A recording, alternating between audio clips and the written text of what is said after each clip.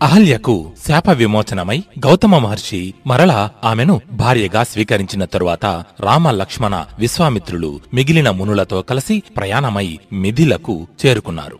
జనకుడు చేస్తున్న యాగానికి వచ్చిన జనంతో మిథిలా నగరమంతా కిక్కిరిసిపోయింది. ఎక్కడ చూసినా యజ్ఞవాటికలు, ముని సముదాయాలే కనబడుతున్నాయి. అయితే అదంతా చూసిన రాముడు విశ్వామిత్రునితో, ఓ మహర్షి, ఈ ప్రదేశాలన్నీ జన కోలాహలంతో చాలా రద్దీగా ఉన్నాయి. మనం ఉండడానికి తగిన ప్రశాంత స్థలాన్ని నిర్ణయించండి అని కోరాడు. అది విని విశ్వామిత్రుడు జనం ఎక్కువగా లేని, నీళ్లు బాగా దొరికే ఒక మంచి ప్రదేశంలో తమకు అతిథి గృహమును ఏర్పాటు చేశాడు. అయితే ఇంతలో విశ్వామిత్రుడు యాగానికి వచ్చాడన్న వార్త జనక మహారాజుకి తెలిసింది. వెంటనే ఆయన తన పురోహితుడైన శతానందుణ్ణి, ఋత్విక్కులను వెంటబెట్టుకుని విశ్వామిత్రుని వద్దకు వచ్చాడు. ఆర్ఘ్యము, పాద్యము ఇచ్చి ఆ మహారుషిని సత్కరించాడు. జనకుని మర్యాదలన్నీ సంతోషంగా స్వీకరించిన విశ్వామిత్రుడు, ఓ జనక మహారాజా, మీరు క్షేమమేనా? మీ రాజ్యంలో ప్రజలందరూ క్షేమంగా ఉన్నారా? యజ్ఞం ఎటువంటి అవాంతరాలు లేకుండా సక్రమంగా జరుగుతూ ఉందా అని అడిగాడు. అంతేకాకుండా జనకుని వెంట వచ్చిన ఋత్విక్కులను, గురువులను, పురోహితులను కూడా ఉచిత రీతిన కుశల ప్రశ్నలు వేసి వారి క్షేమ సమాచారాలు తెలుసుకున్నాడు. అంతలో జనకుడు విశ్వామిత్రునికి ఒక ఉచితాసనం వేసి కూర్చోబెట్టాడు. ఆ తరువాత అక్కడ ఉన్న మిగిలిన వారందరూ కూడా తమ తమ ఆసనముల మీద కూర్చున్నాక జనక మహారాజు విశ్వామిత్రుని వైపు చూస్తూ, ఓ మహర్షి, మహాత్ములు పుణ్యాత్ములు అయిన మీరు ఈ యజ్ఞానికి వచ్చి నన్ను ధన్యుడిని చేశారు. తమరి దర్శన భాగ్యంతో నా యజ్ఞం సఫలమైంది. మీ అనుగ్రహం నాకు పూర్తిగా లభించింది. ఈ యజ్ఞం ఇంకా 12 రోజులు జరుగుతుంది. అప్పటి వరకు మీరు ఇక్కడే ఉండి మమ్మల్ని ఆశీర్వదించవలసిందిగా కోరుచున్నాను అని అన్నాడు. దానికి విశ్వామిత్రుడు చిరునవ్వుతో అంగీకరించాడు. ఆ తరువాత జనకుని చూపులు ఆ పక్కనే ఉన్న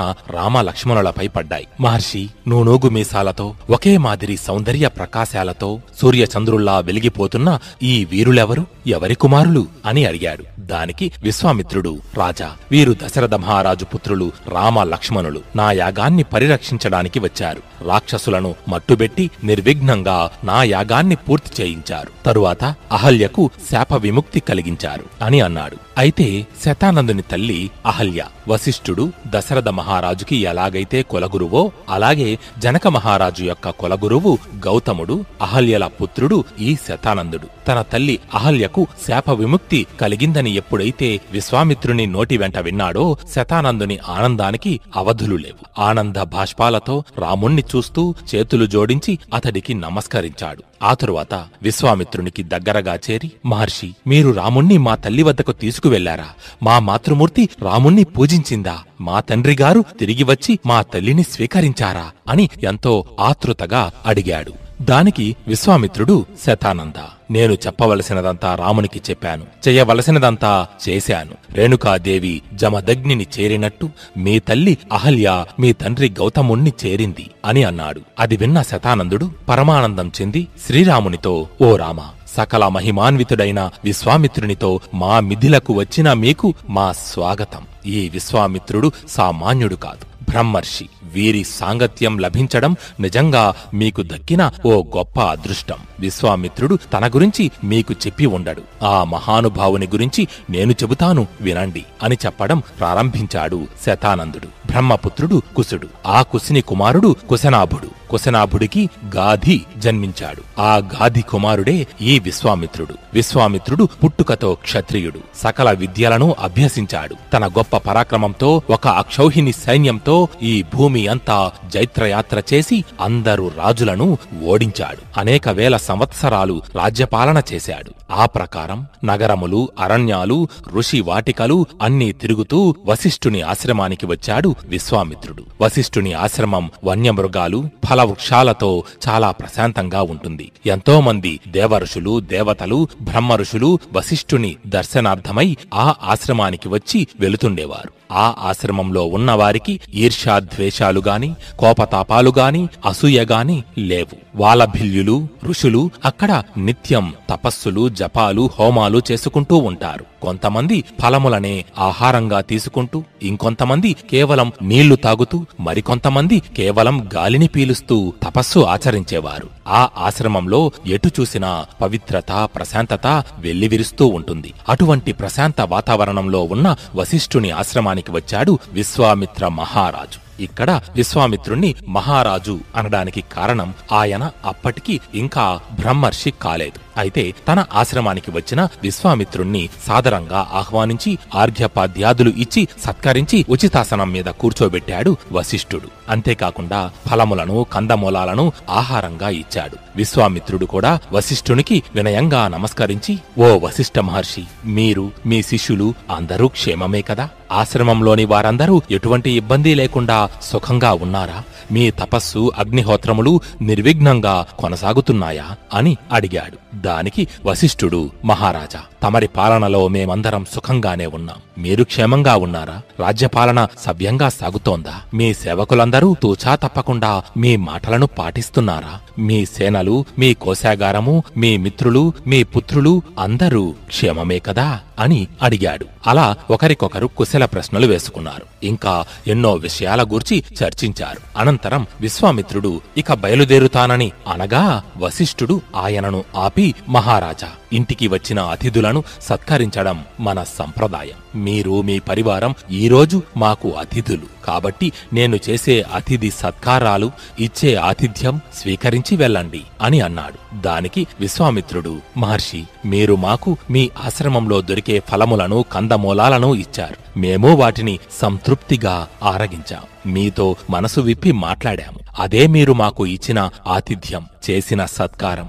అంతకు మించి మాకు ఇంకేమీ అవసరం లేదు. తమరు అనుజ్ఞ ఇస్తే ఇక మేము వెళ్ళొస్తాము అని అన్నాడు. కాని వశిష్ఠుడు ఒప్పుకోలేదు. తప్పకుండా తానిచ్చే ఆతిథ్యం స్వీకరించవలసిందేనని బలవంతం చేశాడు. దాంతో ఇక చేసేదేమీ లేక ఎట్టకేలకు ఒప్పుకున్నాడు విశ్వామిత్రుడు. దానికి వశిష్ఠుడు ఎంతో సంతోషించి తన వద్ద ఉన్న కామధేనువును పిలిచాడు. దాని పేరు శబల. శబల, ఈ రోజు విశ్వామిత్రుడు తన పరివారంతో మన ఆశ్రమానికి వచ్చారు. వారి ఆతిథ్యానికి తగిన ఏర్పాట్లు చెయ్యి. ఎవరికి ఏది ఇష్టమో అది వారికి అందివ్వు. అన్ని రకాల వంటకాలతో అద్భుత విందు భోజనం ఏర్పాటు చెయ్యి అని ఆదేశించాడు. వశిష్ఠుని ఆజ్ఞను శిరసావహించింది శబల. పాలు, పాయసాలు, ఫలాలు, పానీయాలు ఇంకా అనేక రకాల ఆహార పదార్థాలతో విశ్వామిత్రునితో పాటుగా అతనితో వచ్చిన 1000 మంది పరివారానికి అమోఘమైన భోజన ఏర్పాట్లు చేసింది.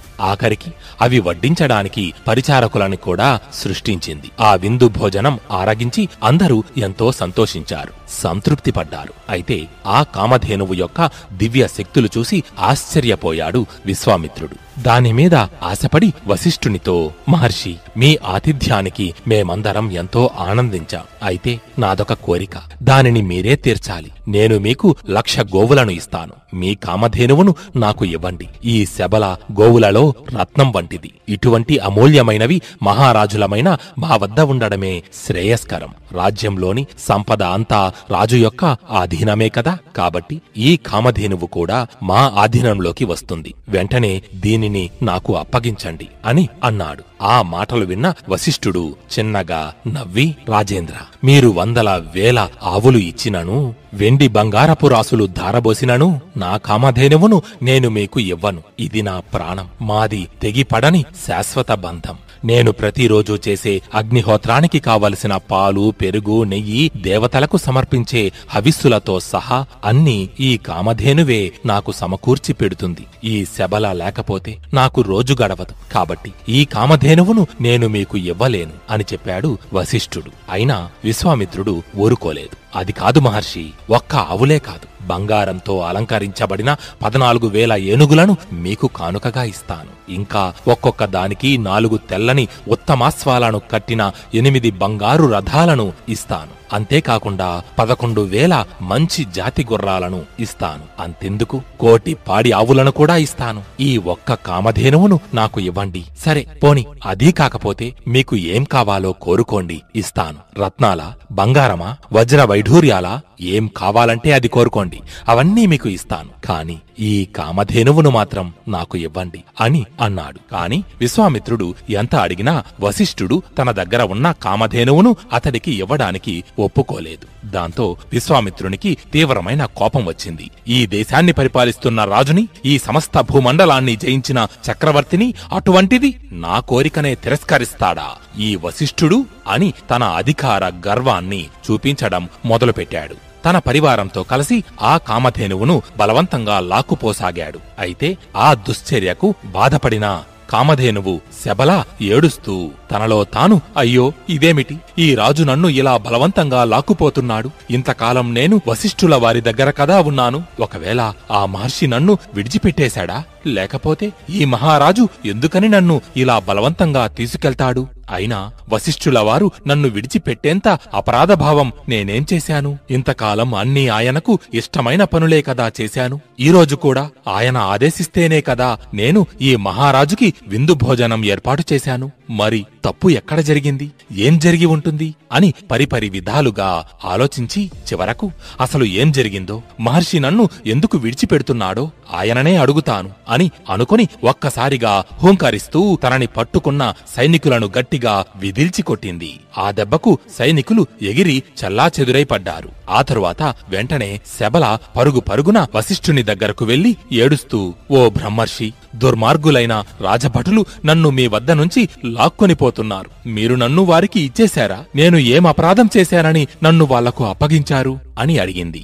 ఆ మాటలు విన్న వశిష్ఠుని హృదయం తల్లడిల్లిపోయింది. తాను కూడా దుఃఖిస్తూ ఆ కామధేనువుతో, శబల, నువ్వు నా పట్ల ఏ అపరాధమూ చెయ్యలేదు. అలాగే నేను కూడా నిన్ను విడిచిపెట్టలేదు. కాని ఏం చేస్తాం, మహారాజుకి నీ మీద ఆశ కలిగింది. అందుకే నేను ఇవ్వనని అన్నా కూడా నిన్ను బలవంతంగా తీసుకెళ్తున్నారు. నేనా సాధారణ ఋషిని, శక్తివంతుడైన మహారాజుని ఎలా ఎదిరించగలను? విశ్వామిత్రుడు మహాపరాక్రమవంతుడు, క్షత్రియుడు.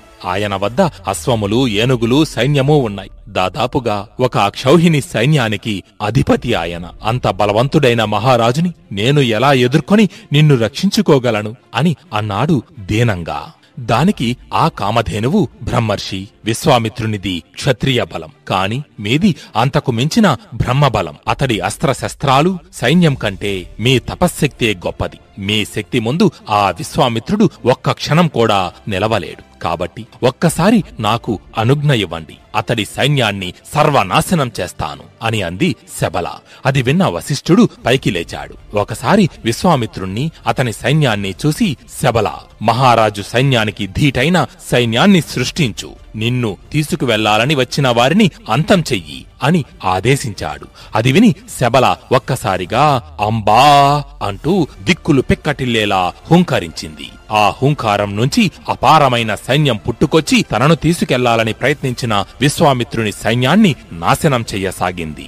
అయితే తన ముందే అంతమవుతున్న తన సైన్యాన్ని చూసిన విశ్వామిత్రుడు కోపించి స్వయంగా తానే రంగంలోకి దిగాడు. తన ధనుర్విద్యా నైపుణ్యాన్ని ప్రదర్శిస్తూ వేలాది బాణాలను ప్రయోగించి కామధేనువు సృష్టించిన సైన్యం మొత్తాన్ని నాశనం చేశాడు. అది చూసి శబల కోపంతో ఊగిపోతూ మరింత సైన్యాన్ని సృష్టించింది.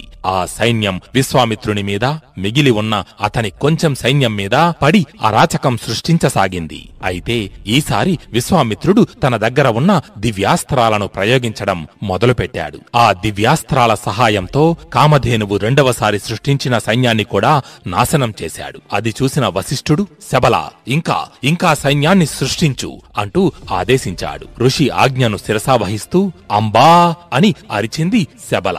ఆ అంబారావం నుంచి సూర్య తేజస్సుతో సమానమైన కాంభోజ వీరులు పుట్టుకొచ్చారు. ఇంకా ఆవు పొదుగు నుంచి ఆయుధాలు, కాళ్ల నుంచి ప్లవులు అనే సేనలు, యోని నుంచి యవనులు, రోమాల నుంచి మ్లేచ్ఛలు పుట్టుకొచ్చారు. వారందరూ కలిసి ఒక్కొమ్మడిగా విజృంభించి విశ్వామిత్రుని సైన్యాన్ని పూర్తిగా నాశనం చేశారు. అది చూసిన విశ్వామిత్రుని కుమారులు 100 అమితమైన క్రోధంతో వశిష్ఠుని మీదకు దూకారు. కాని వశిష్ఠుడు తన తపశ్శక్తితో వారందరినీ భస్మం చేసేశాడు. అయితే అలా తన సైన్యం, కుమారులు నాశనం కావడం కల్లారా చూసిన విశ్వామిత్రుడు చాలాసేపు చింతించాడు, సిగ్గుపడ్డాడు. అతని శౌర్యం, సాహసం, పరాక్రమం ఎందుకూ పనికిరాకుండా పోయాయి. కొడుకులందరినీ పోగొట్టుకుని రెక్కలు తెగిన పక్షి మాదిరి మిగిలాడు విశ్వామిత్రుడు. కాని చివరకు తన కొడుకులలో ఇంకా ఒకడు బ్రతికే ఉన్నాడని తెలుసుకుని అతడిని రాజుగా పట్టాభిషిక్తుడిని చేశాడు. ఆ తరువాత తాను ఎలాగైనా వశిష్ఠుని మీద పగ తీర్చుకోవాలనే ఉద్దేశంతో విశ్వామిత్రుడు రాజ్యాన్ని వదిలి తపస్సు చేసుకోవడానికి అడవులకు వెళ్లిపోయాడు. అలా హిమాలయ పర్వతాలకు చేరుకొని అక్కడ ఒక కొండ శిఖరంపై ఈశ్వరుని గురించి తపస్సు చేయడం మొదలుపెట్టాడు. అలా కొన్ని సంవత్సరాలు గడిచాయి. విశ్వామిత్రుని తపస్సుకు మెచ్చి శివుడు ప్రత్యక్షమై, "ఓ రాజా, నువ్వు ఎందుకని ఇంత ఘోర తపస్సు చేస్తున్నావు? నీకు ఏం కావాలో కోరుకో" అని అన్నాడు. అప్పుడు విశ్వామిత్రుడు, "ఓ మహాశివ, నాకు ధనుర్వేదంలోని రహస్యాలు అన్నీ పూర్తిగా తెలియాలి. దేవతలకు, దానవులకు, మహర్షులకు, యక్ష, రాక్షస, గంధర్వ, కిన్నెర, కింపురుషులకు తెలిసిన అన్ని అస్త్ర విద్యలు నాకు ఉపదేశించండి. ఆ విధంగా నన్ను అనుగ్రహించండి" అని కోరాడు. అది విని పరమశివుడు, "నువ్వు కోరుకున్నట్టే జరుగుగాక" అని విశ్వామిత్రుడు కోరిన వరాన్ని ప్రసాదించి అంతర్ధానమయ్యాడు. శివుని ద్వారా వరం పొందిన విశ్వామిత్రుడు ఇక తనకు తిరిగే లేదనుకొని అక్కడి నుండి సరాసరి వశిష్ఠుని ఆశ్రమానికి వెళ్లాడు. అక్కడికి వెళ్లి ఆ ఆశ్రమాన్ని పూర్తిగా ధ్వంసం చెయ్యసాగాడు. యజ్ఞవాటికలను చల్లాచెదురు చేస్తూ, శిలాఫలకాలను పగలగొడుతూ, కనిపించిన గృహాలను తగలబెడుతూ వశిష్ఠుని ఆశ్రమాన్ని సర్వనాశనం చేశాడు. అహంకారంతో అంటూ అహంకారంతో వికటాట్టహాసం చేశాడు. విశ్వామిత్రుని దుశ్చర్యలకు భయపడి ఆశ్రమంలోని మునులందరూ తలా ఒక దిక్కుకి పారిపోయారు. పక్షులు, జంతువులు కొన్ని చనిపోగా మరికొన్ని పారిపోయి ప్రాణాలు దక్కించుకున్నాయి. బయట జరుగుతున్న కల్లోలాన్ని గమనించి వశిష్ఠుడు తన గృహం నుంచి బయటకు వచ్చాడు. అక్కడ జరుగుతున్న వినాశనం చూసి, "ఎవరూ భయపడకండి, మిమ్మల్ని నేను రక్షిస్తాను, విశ్వామిత్రుణ్ణి ఎదిరిస్తాను" అని అక్కడ ఉన్న వారికి ధైర్యం చెప్పసాగాడు. కాని అతని మాటలను ఎవ్వరూ వినిపించుకోలేదు. అందరూ అక్కడి నుండి పారిపోయారు. క్షణాలలో ఆ ఆశ్రమం అంతా శ్మశానంలా మారిపోయింది. ఇప్పుడు అక్కడ కేవలం ఇద్దరు మాత్రమే మిగిలారు. ఒకరు వశిష్ఠుడు, ఇంకొకరు విశ్వామిత్రుడు. విశ్వామిత్రుడు చేసిన ఈ మారణకాండను చూసి వశిష్ఠుడు విపరీతమైన కోపంతో అతన్ని చూస్తూ, "ఓ విశ్వామిత్ర, నేను ఎంతో కాలంగా పెంచి పోషించిన జీవజాలాన్ని, వృద్ధి చేసిన ఆశ్రమాన్ని క్షణకాలంలో నాశనం చేశావు. ఇక నేను నీకు అసలు భవిష్యత్తే లేకుండా చేస్తాను, నిన్ను సర్వనాశనం చేస్తాను" అని చెప్పి తన బ్రహ్మదండమును చేతిలోకి తీసుకుని విశ్వామిత్రునికి ఎదురుగా నిలబడ్డాడు. ఆ క్షణం వశిష్ఠుడు శాంతచిత్తుడైన ఒక మునిలా కాదు, యమపాశం చేతబట్టిన యముడిలా కనబడుతున్నాడు. కాని విశ్వామిత్రుడు అతన్ని లెక్క చెయ్యలేదు. తన ధనస్సుని ఎక్కుపెట్టి వశిష్ఠుని మీదకు ఆగ్నేయాస్త్రాన్ని వదిలిపెట్టాడు. ఆ అస్త్రం అత్యంత వేగంగా వశిష్ఠుని మీదకు దూసుకుపోయి నీళ్లలో పడిన అగ్నిలా అతడి బ్రహ్మదండం ముందు శాంతించి తిరిగి వెనకకు మరలిపోయింది. అయినా ఊరుకోలేదు విశ్వామిత్రుడు. తనకు మహాశివుడు ప్రసాదించిన దివ్యాస్త్రాలన్నిటినీ ఒక్కొక్కటిగా వశిష్ఠుని మీద ప్రయోగించసాగాడు. అలా వారుణ, రుద్ర, ఇంద్ర, పాశుపత, మానవ, మోహన, గాంధర్వ, స్వప్న, మాదన, సంతాప, విలాప, శోషణ, ధారణ, వజ్ర, ఇలా ఎన్నెన్నో దివ్యాస్త్రాలను వశిష్ఠుని మీద ప్రయోగించాడు విశ్వామిత్రుడు. అసల ధనుర్వేదంలో ఉన్న అస్త్రాలన్నిటినీ అతని మెదకు వదిలిపెట్టాడు. కాని ఆ దివ్యాస్త్రాలన్నీ వశిష్ఠుని బ్రహ్మదండం ముందు నిర్వీర్యమైపోయాయి. ఇంకా విశ్వామిత్రుని దగ్గర మిగిలి ఉన్నది ఒకే ఒక్క అస్త్రం, అదే బ్రహ్మాస్త్రం మాత్రమే. ఏ మాత్రం ఆలోచించకుండా దానిని కూడా వశిష్ఠుని మీదకు ప్రయోగించాడు. అయితే ఆ బ్రహ్మాస్త్రం ఆకాశంలోకి చేరి వినాశనం సృష్టించసాగింది. సమస్త లోకాలు ఆ బ్రహ్మాస్త్ర శక్తికి మండిపోతున్నాయి. ముల్లోకాలు తల్లడిల్లిపోతున్నాయి. అది చూసి దేవతలు, గంధర్వులు అందరూ వశిష్ఠుని వద్దకు వచ్చి బ్రహ్మాస్త్రాన్ని శాంతింపజేయమని ప్రార్థించారు. అయితే బ్రహ్మ తేజస్సుని వెదజల్లుతున్న వశిష్ఠుని బ్రహ్మదండం విశ్వామిత్రుడు ప్రయోగించిన బ్రహ్మాస్త్రాన్ని కూడా మింగేసింది. దాంతో లోకాలు అన్నీ తిరిగి ఉపశమనం పొందాయి. కాని బ్రహ్మాస్త్ర శక్తిని స్వీకరించిన వశిష్ఠుడు మాత్రం దేదీప్యమానంగా వెలిగిపోతున్నాడు. అతని దేహం నుంచి అగ్ని జ్వాలలు ఎగసిపడుతున్నాయి. వశిష్ఠుని చేతిలోని బ్రహ్మదండం యమపాశం మాదిరి ప్రజ్వరిల్లుతూ ఉంది. అప్పుడు దేవతలందరూ వశిష్ఠునితో, "ఓ మహర్షి, మీ తేజస్సు అమోఘమైనది. బ్రహ్మాస్త్ర తేజస్సుని మీ బ్రహ్మ తేజస్సులో ఐక్యం చేసుకోండి. మీరు శాంతించి అలాగే మీ దండమును శాంతింపజేయండి" అని ప్రార్థించారు. దేవతల ప్రార్థనలను మన్నించి వశిష్ఠుడు శాంతించాడు. బ్రహ్మాస్త్ర శక్తి అతనిలో లీనమైపోయింది. ఇదంతా చూసిన విశ్వామిత్రునికి నోట మాట రాలేదు. స్థానువై నిలబడిపోయాడు. ఎంతో తపస్సు చేసి శివుని వద్ద నుంచి పొందిన వరాలు, దివ్యాస్త్రాలు అన్నీ వ్యర్థమైపోయాయి. అవమాన భారంతో పాతాళంలోకి కృంగిపోయినట్టుంది అతని పరిస్థితి.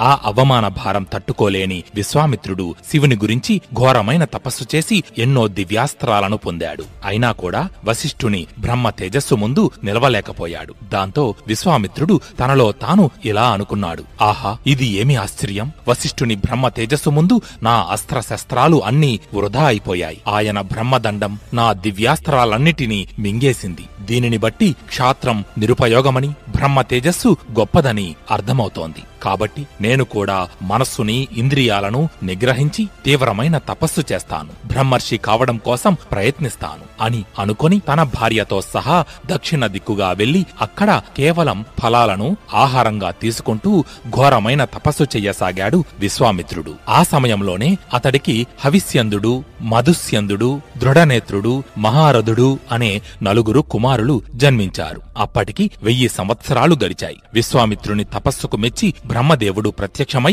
ఓ రాజా, నీవు ఒక క్షత్రియుడవు, కాని బ్రహ్మ తేజస్సు కొరకు ప్రయత్నిస్తున్నావు. నువ్వు చేసిన ఈ తపస్సుకి గాను రాజర్షివయ్యావు అని అన్నాడు. ఆ తరువాత బ్రహ్మదేవుడు అంతర్ధానమయ్యాడు. అయితే బ్రహ్మదేవుని మాటలతో విశ్వామిత్రుడు సంతృప్తి చెందలేదు. పైగా అతడికి కోపం వచ్చింది. ఇంతకాలం తపస్సు చేస్తే నేను కేవలం రాజర్షినయ్యానా? లేదు, బ్రహ్మర్షినని పిలవబడే వరకు నేను నా ప్రయత్నాన్ని ఆపను అని అనుకుని మళ్లీ తపస్సు చెయ్యడం మొదలుపెట్టాడు. అలా ఒక పక్క విశ్వామిత్రుడు తీవ్రమైన తపస్సు చేస్తుంటే, మరొక పక్క అదే కాలంలో ఇక్ష్వాకు వంశంలో త్రిశంకు అనే రాజు ఉండేవాడు. అతడికి తన స్వశరీరంతో సహా స్వర్గానికి వెళ్లాలనే బలమైన కోరిక ఉండేది. వశిష్ఠుడు ఆయన ఆస్థానంలో పురోహితుడిగా ఉండేవాడు. అయితే ఎలాగైనా తన కోరికను నెరవేర్చుకోవాలనే ఉద్దేశంతో త్రిశంకు వశిష్ఠుణ్ణి పిలిపించి తనను స్వశరీరంతో స్వర్గానికి పంపించమని, దానికోసం ఏదైనా ఒక యజ్ఞం చెయ్యమని కోరాడు. అది విన్న వశిష్ఠుడు ఎంతటి వారికైనా స్వశరీరంతో స్వర్గానికి వెళ్లడం అసాధ్యమని, ఆ పని చెయ్యడం తన వల్ల కాదని చెప్పాడు. అయినా కూడా త్రిశంకు తన పట్టు వదలలేదు. మీ వల్ల కాకపోతే మీ కుమారులతో ఈ యజ్ఞం చేయిస్తాను, ఏది ఏమైనా నా కోరిక నెరవేర్చుకుంటాను అంటూ వశిష్ఠుని యొక్క కుమారుల వద్దకు బయలుదేరాడు త్రిశంకు మహారాజు. వశిష్ఠునికి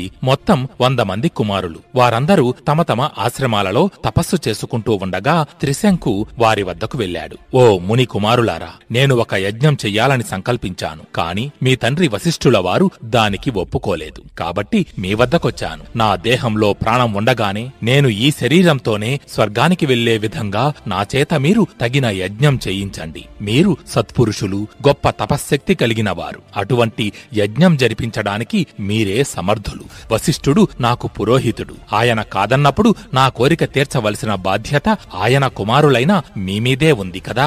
రాజుకి పురోహితుడు దైవం వంటివాడు. కాబట్టి మిమ్మల్ని నా దైవంగా భావించి అడుగుతున్నాను. నా చేత యజ్ఞం జరిపించి నన్ను స్వశరీరంతో స్వర్గానికి పంపండి అని వేడుకున్నాడు. అయితే త్రిశంకు మాటలు విన్న వశిష్ఠుని కుమారులు కోపంతో ఊగిపోయారు. మహారాజా, మీ ఆలోచన తప్పు. ఈ విధంగా దుర్బుద్ధితో ప్రవర్తించకండి. వశిష్ఠుడు కేవలం మీకు మాత్రమే కాదు, మొత్తం మీ ఇక్ష్వాకు వంశానికే కులగురువు. 3 లోకాలలో ఎవరి చేతనైనా ఎటువంటి యాగమైనా చేయించగల సమర్థులు మా తండ్రి. అటువంటి ఆయనే కుదరదు అన్నారంటే ఇది ఎంతటి దుర్లభమైన కార్యమో ఆలోచించండి. అలాగే మా తండ్రి గారు వద్దని నిరాకరించిన యజ్ఞాన్ని మేము జరిపించి ఆయనను అవమానించలేము. కాబట్టి మీరు వెంటనే మీ నగరానికి తిరిగి వెళ్ళండి. ఈ దుష్ట ఆలోచనను మానుకోండి అని కోపంతో పలికారు. అయితే ఆ మాటలను విన్న త్రిశంకు వినయంతో వారితో, మునికుమారులారా, నేను స్వశరీరంతో స్వర్గానికి వెళ్లాలని, దానికి ఒక యాగం చెయ్యమని మీ తండ్రి గారిని కోరాను.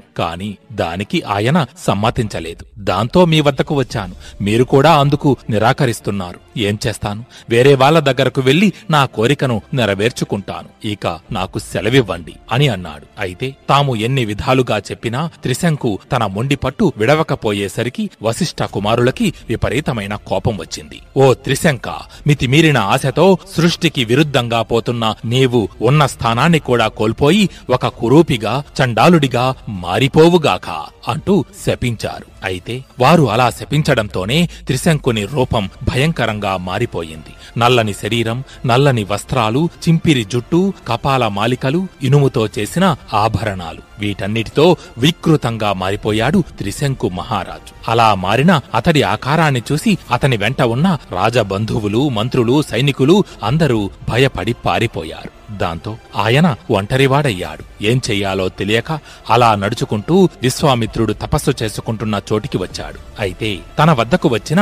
త్రిశంకు మహారాజుని చూసి గుర్తుపట్టాడు విశ్వామిత్రుడు. కాని అతడికి ఏమయిందో అర్థం కాలేదు. మీరు ఇక్ష్వాకు వంశపు రాజైన త్రిశంకు మహారాజు కదా, కాని మీ రూపం ఇలా మారిపోయిందేమిటి, అసలేమయ్యింది అని అడిగాడు. దానికి ఆ మహారాజు, మహర్షి, అవును, మీరన్నది నిజమే. నేను ఇక్ష్వాకు వంశరాజునే. కాని నాకు ఈ శరీరంతోనే స్వర్గానికి వెళ్లాలనే బలమైన కోరిక ఉంది. దానికోసం 100 యజ్ఞాలు చేశాను. అంతేకాకుండా నా కోరిక నెరవేర్చమని నా పురోహితుడైన వశిష్ఠుణ్ణి అడిగాను. కాని దానికి ఆయన నిరాకరించారు. ఇక ఆయన పుత్రులైతే నేను అడిగింది చెయ్యకపోగా నన్ను ఇలా కురూపిగా, చండాలుడిగా మారిపోమని శపించారు. దాంతో ఏం చెయ్యాలో తెలియని దిక్కు తోచని స్థితిలో మీ వద్దకు వచ్చాను. మహర్షి, మీరే నా కోరికను తీర్చాలి. నా గురించి మీకు తెలుసు కదా, నేను అసత్యమాడను. ఎన్నో యజ్ఞాలు, దానధర్మాలు, ధర్మకార్యాలు చేశాను. ప్రజలను కన్న బిడ్డల వలె పాలించాను. పెద్దలను గౌరవించాను. ఎవరికీ ఎటువంటి అపకారమూ చెయ్యలేదు.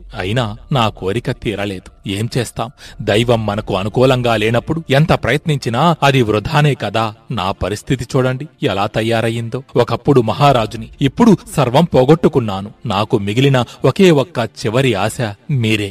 మీరు నా కోరిక తీరుస్తారనే నమ్మకంతో మిమ్మల్ని ఆశ్రయించి వచ్చాను. మీరు కూడా కాదంటే ఇక నాకు మరో దిక్కు లేదు అని వేడుకున్నాడు త్రిశంకుడు. అతని మాటలు విని అతని పరిస్థితి చూసి విశ్వామిత్రునికి జాలి కలిగింది. ఓ త్రిశంకు మహారాజా, బాధపడకండి. మీకు నేను సహాయపడతాను. మీ చేత యజ్ఞం చేయిస్తాను. మీ కోరిక నెరవేరుస్తాను. ఎంతో మంది మహారుషులను, మునులను ఆ యజ్ఞానికి ఆహ్వానిస్తాను. మిమ్మల్ని ఈ శరీరంతోనే స్వర్గానికి పంపిస్తాను. మీరు నన్ను శరణు వేడారు. మీ వంటి ధర్మాత్మునికి సహాయపడకపోతే ఎలా? ఇక భయం లేదు. నన్ను నమ్మండి. స్వర్గం మీ అరచేతుల్లో ఉన్నట్టే అని అభయమిచ్చి వెంటనే తన కుమారులను పిలిచాడు విశ్వామిత్రుడు. పిలిచి యజ్ఞానికి కావలసిన వస్తువులన్నిటినీ సమకూర్చమని ఆదేశించాడు. ఆ తరువాత తన శిష్యులను కూడా పిలిచి, మీరందరూ వెళ్లి విశ్వామిత్రుడు త్రిశంకు చేత యజ్ఞం చేయిస్తున్నాడు, అందరూ రండి అని బ్రాహ్మణులను, ఋత్విక్కులను, ఋషులను అందరినీ ఆహ్వానించండి. వారిని మీ వెంట తీసుకుని రండి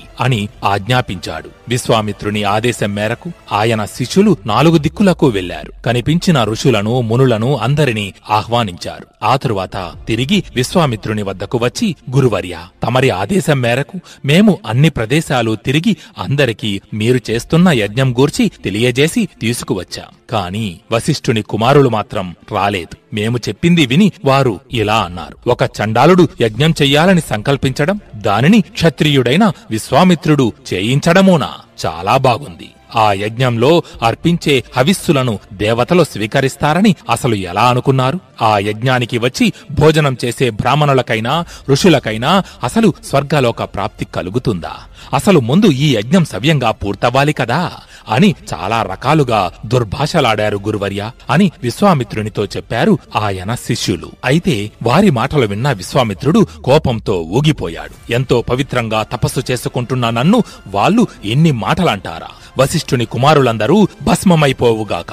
వారందరూ యమలోకంలో శవాలను తింటూ 700 జన్మలు పడి ఉంటారు అని తీవ్రంగా శపించాడు విశ్వామిత్రుడు. కాని త్రిశంకుని కోరికను తాను నెరవేరుస్తానని విశ్వామిత్రుడు అతడికి మాట ఇచ్చాడు. ఆ మాటను నిలబెట్టుకోవడం కోసం లోకంలోని అనేక మంది ఋత్విక్కులను, ఋషులను, బ్రాహ్మణులను పిలిపించి వారితో, ఓ మహామునులారా, ఇక్ష్వాకు వంశరాజు, పరమ ధార్మికుడు అయిన త్రిశంకు మహారాజు తనను స్వశరీరంతో సహా స్వర్గానికి పంపమని, దానికోసం ఒక యజ్ఞం చెయ్యమని నా సహాయం కోరి నా వద్దకు వచ్చారు. నేను దానికి సమ్మతించాను. కాబట్టి ఆయన కోరిక నెరవేర్చడం కోసం ఒక యజ్ఞం చేస్తున్నాను. దానికి మీ సహాయం కావాలి. మీరందరూ నాతో ఉండి ఈ యజ్ఞం జరిపించండి అని అన్నాడు. అది విన్న ఆ మునులందరూ తమలో తాము, ఈ విశ్వామిత్రుడు మహాకోపిష్టి, మన కళ్ల ముందే వశిష్ఠ కుమారులను దారుణంగా శపించాడు. ఈయన మాట వినకపోతే మనల్ని కూడా అలాగే శపించగలడు. కాబట్టి తను తాను చెప్పినట్టు చెయ్యడమే మన ప్రస్తుత కర్తవ్యం అని అనుకుని విశ్వామిత్రునితో, ఓ విశ్వామిత్ర మహర్షి, మీరు చెప్పినట్లే మేము మీకు సహాయపడతాము, యజ్ఞం ప్రారంభించండి అని అన్నారు. అది విని విశ్వామిత్రుడు ఎంతో సంతోషించాడు. ఇక ఏమాత్రం ఆలస్యం చెయ్యకుండా యజ్ఞం మొదలుపెట్టాడు. ఆ యజ్ఞానికి విశ్వామిత్రుడు యాజకుడిగా ఉండగా ఋత్విక్కులు వేదమంత్రాలు చదువుతూ వేదోక్తంగా యజ్ఞం చేస్తున్నారు. ఇంతలో యజ్ఞంలో దేవతలను ఆహ్వానించే సమయం వచ్చింది. దేవతలకు వారి వారి యజ్ఞ భాగములను సమర్పించడానికి విశ్వామిత్రుడు మంత్రపూరితంగా వారిని ఆహ్వానించాడు. కాని ఆ హవిర్భాగములను స్వీకరించడానికి దేవతలెవరూ ముందుకు రాలేదు. దాంతో విశ్వామిత్రుడు కోపించి తాను కూర్చున్న చోటు నుంచి లేచి నిలబడి పక్కనే ఉన్న త్రిశంకునితో, త్రిశంకు మహారాజా, యజ్ఞ భాగములను స్వీకరించడానికి దేవతలెవరూ ముందుకు రావడం లేదు. అయినా మీరు దిగులు చెందకండి, నా తపశ్శక్తి ఎంతటిదో చూద్దురుగాని ఇప్పటి వరకు ఎవ్వరూ స్వశరీరంతో వెళ్లలేని స్వర్గానికి నేను మిమ్మల్ని పంపిస్తాను. అందుకోసం నా తపశ్శక్తిలో కొంత ఫలాన్ని దారబోస్తాను. ఇక వెళ్ళండి మీరు స్వర్గానికి అని పలికి కనులు మూసుకొని మనసులో కొన్ని మంత్రాలను జపించాడు విశ్వామిత్రుడు. అంతే, త్రిశంకుని శరీరం మెల్లగా గాలిలోకి లేచింది. అలా లేచి ఆకాశ మార్గం గుండా స్వర్గానికి వెళ్లసాగాడు. అయితే మానవ శరీరంతో స్వర్గానికి వస్తున్న త్రిశంకుని చూసి దేవతలు ఆ విషయాన్ని దేవేంద్రుడికి చెప్పారు. వెంటనే దేవేంద్రుడు ఆగు అంటూ అతడిని గాలిలోనే ఆపి, ఓరి త్రిశంకు, స్వశరీరంతో స్వర్గంలో అడుగు పెట్టలేరని నీకు తెలియదా? అందులోనూ నువ్వు ఋషి శాపం తగిలిన వాడివి కాబట్టి నీకు స్వర్గలోక ప్రవేశం లేదు. ఎలా వచ్చావో అలాగే తలకిందులుగా భూమి మీద పడు అని అన్నాడు. ఇంద్రుడు ఆ మాట పలకడంతోనే త్రిశంకు వేగంగా గాలిలో నుంచి తలకిందులుగా భూమిపై పడసాగాడు. దాంతో అతడు భయపడి పెద్దగా కేకలు పెడుతూ, విశ్వామిత్ర మహర్షి, నేను కింద పడిపోతున్నాను, నన్ను కాపాడండి, కాపాడండి అంటూ గట్టిగా కేకలు పెట్టాడు. ఆ కేకలు విన్న విశ్వామిత్రుడు, ఆగు త్రిశంకు, అక్కడే ఉండు అని పెద్దగా అరిచాడు. దాంతో త్రిశంకుడు అలా తలకిందులుగా ఆకాశం మధ్యలో ఉండిపోయాడు. అంతటా విశ్వామిత్రుడు ఒక అపర బ్రహ్మగా మారిపోయి అక్కడే ఆకాశంలో దక్షిణ దిక్కుగా ఒక నక్షత్ర మండలాన్ని, దానితో పాటుగా ఒక సప్తఋషి మండలాన్ని సృష్టించి, ఓ దేవేంద్ర, చూడు, నేను మరొక స్వర్గాన్ని, మరొక ఇంద్రుణ్ణి సృష్టిస్తున్నాను. అది సాధ్యం కాకపోతే నిన్ను, నీ దేవేంద్ర లోకాన్ని నాశనం చేస్తాను అని అన్నాడు అమితమైన ఆగ్రహంతో. ఆ మాటలు విని విశ్వామిత్రుని ఉగ్ర రూపాన్ని చూసి దేవతలు గడగడలాడిపోయారు. వెంటనే దేవతలు, రాక్షసులు, సప్త ఋషులు, గంధర్వులు అక్కడకు పరుగు పరుగున వచ్చి, ఓ విశ్వామిత్ర మహర్షి, మీకు తెలియనిది ఏముంది? ఇతడు మానవుడు, పైగా శాపగ్రస్తుడు. అటువంటి వాడు స్వశరీరంతో స్వర్గలోకానికి రావడానికి అర్హుడు కాదు కదా అని అన్నారు. దేవతల మాటలు విన్న విశ్వామిత్రుడు శాంతించాడు. వారితో, మీరు చెప్పింది నిజమే, కాని ఇతనికి స్వశరీరంతో సహా స్వర్గానికి పంపుతానని మాట ఇచ్చాను. ఇప్పుడు అలా చెయ్యకపోతే నేను మాట తప్పిన వాడినవుతాను. దాంతో నాకు అసత్య దోషం చుట్టుకుంటుంది. కాబట్టి నేను సృష్టించిన ఈ నక్షత్ర మండలం ఇలాగే శాశ్వతంగా అంతరిక్షంలో ఉండేటట్టు అనుమతినివ్వండి. ఆ నక్షత్ర మండలంలోనే ఈ త్రిశంకు నివసిస్తాడు అని అన్నాడు. దానికి దేవతలు అంగీకరించారు. విశ్వామిత్ర, మీరు చెప్పినట్లే జరుగుతుంది. కాని మీరు సృష్టించిన ఈ నక్షత్ర మండలం జ్యోతిష్య చక్రానికి బయట ప్రకాశిస్తూ ఉంటుంది. త్రిశంకు కూడా అందులోనే ఉంటాడు. ఆ నక్షత్ర మండలంలోని నక్షత్రాలు త్రిశంకు చుట్టూ తిరుగుతూ అతడిని సేవిస్తూ ఉంటాయి అని అన్నారు. దానికి విశ్వామిత్రుడు ఒప్పుకున్నాడు. ఆ విధంగా విశ్వామిత్రుడు చేసిన యజ్ఞం పూర్తయింది. యజ్ఞానికి వచ్చిన ఋత్విక్కులు, ఋషులు, బ్రాహ్మణులు అందరూ తిరిగి తమ తమ స్థానాలకు క్షేమంగా వెళ్లిపోయారు. అయితే ఆ తరువాత విశ్వామిత్రుడు ఇలా అనుకున్నాడు, ఇంతకాలం నేను దక్షిణ దిక్కున తపస్సు చేశాను, కాని ఇక్కడ అన్ని విఘ్నాలే ఎదురవుతున్నాయి. కాబట్టి ఈ చోటును వదిలి నేను పడమర దిక్కుకు వెళ్లి అక్కడ ఉన్న పుష్కర క్షేత్రంలో తపస్సు చేస్తాను అని అనుకుని పశ్చిమ దిక్కుగా వెళ్లి పుష్కర క్షేత్రానికి చేరుకున్నాడు విశ్వామిత్రుడు. అది ఒక పవిత్రమైన వనం. ఆ వనంలో విశ్వామిత్రుడు కేవలం ఫలాలను ఆహారంగా తీసుకుంటూ ఘోరమైన తపస్సు చెయ్యసాగాడు. ఇది ఇలా ఉంటే మరొక పక్క అదే కాలంలో అంబరీషుడు అనే రాజు ఉండేవాడు. అతడొక యాగం చేస్తున్నాడు. కాని ఆ యాగం జరగడం ఇష్టం లేని ఇంద్రుడు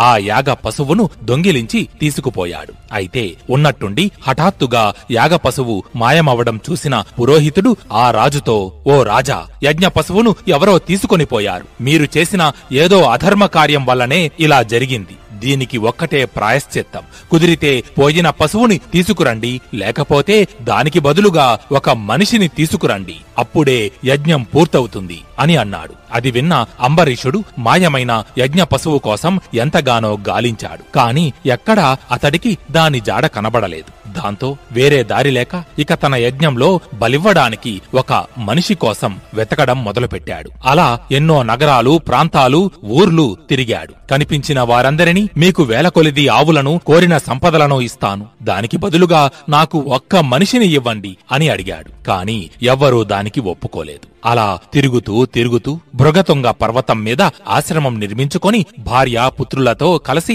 తపస్సు చేస్తూ జీవిస్తున్న రుచీక మహర్షి దగ్గరకు వెళ్లాడు. వెళ్లి ఆయనను కూడా అదే విధంగా కోరాడు. అయితే అంబరీషుని కోరిక విన్న రుచీకుడు అతడితో, మహారాజా, నాకు మీ పరిస్థితి అర్థమయ్యింది. నాకు కూడా మీకు సహాయపడాలనే ఉంది. కాని నాకు నా పెద్ద కొడుకంటే ప్రాణం. తండ్రికి జ్యేష్ఠ సంతానమే కదా అసలైన ఆస్తి, కాబట్టి వాడిని మీకు ఇవ్వలేను అని అన్నాడు. రుచీకుని భార్య ఏమో, నాకు నా చిన్న కొడుకంటే ఇష్టం, ఎట్టి పరిస్థితుల్లోనూ వాడిని నేను మీకు ఇవ్వను అని అంది. రుచీకునికి మొత్తం 3 కొడుకులు. అందులో పెద్దవాడినేమో తండ్రి, చిన్నవాడినేమో తల్లి వీడు మాకు కావాలి అన్నారు. ఇక మిగిలింది మధ్యముడైన సునసేపుడు అనేవాడు. తన తల్లిదండ్రుల మాటలు విన్న సునసేపుడు బాధతో ముందుకొచ్చి అంబరీషునితో, రాజా, మా అన్నయ్యని, మా తమ్ముణ్ణి మా తల్లిదండ్రులు మీకు ఇవ్వడానికి ఇష్టపడడం లేదు అంటే దానికి అర్థం నన్ను అమ్మడానికి వారికి ఎటువంటి అభ్యంతరమూ లేదనే కదా. కాబట్టి నేను మీతో వస్తాను, వారికి తగిన మూల్యం ఇచ్చి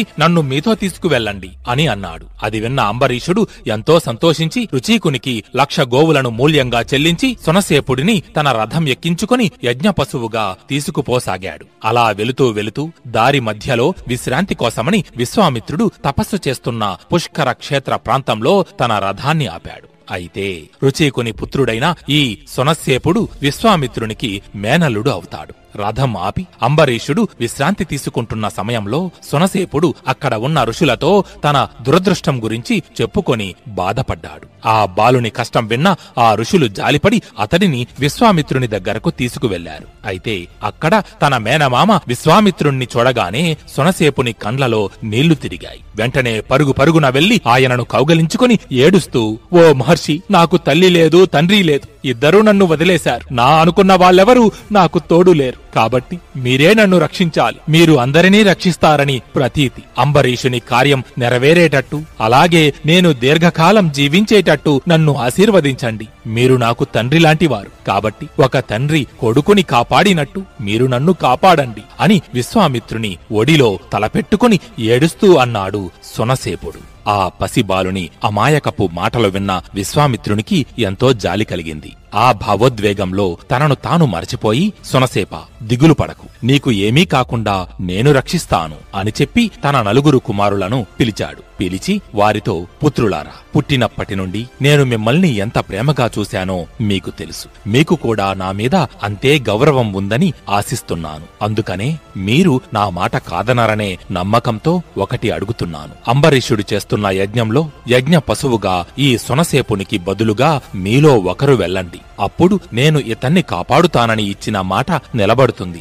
మీరు ఇప్పటి వరకు ఎన్నో పుణ్యకార్యాలు చేశారు. ఇది కూడా ఒక పుణ్యకార్యమే. మీరు సునసేపునికి బదులుగా వెళ్లడం ద్వారా మీ వల్ల ఒక ప్రాణం నిలబడుతుంది. అలాగే అంబరీషుడు చేస్తున్న యాగం కూడా నిర్విఘ్నంగా సాగుతుంది. దీనికి దేవతలు ఎంతగానో సంతోషిస్తారు. ఒక తండ్రి ఏ సాఫల్యం ఆశించి పుత్రులను కంటాడో అది నెరవేర్చవలసిన సమయం వచ్చింది. మీ తండ్రి ఇచ్చిన మాటను నిలబెట్టి పితృరుణం తీర్చుకోండి అని అన్నాడు. విశ్వామిత్రుని మాటలు విన్న ఆయన పుత్రులు, తండ్రి, మీరు సునసేపుణ్ణి రక్షించడం కోసం అతడికి బదులుగా మమ్మల్ని యజ్ఞ పశువుగా వెళ్లమంటున్నారు. ఇది ఎంతవరకు న్యాయం? ఏ తండ్రైనా తన కుమారులను ఇటువంటి కోరిక కోరతాడా?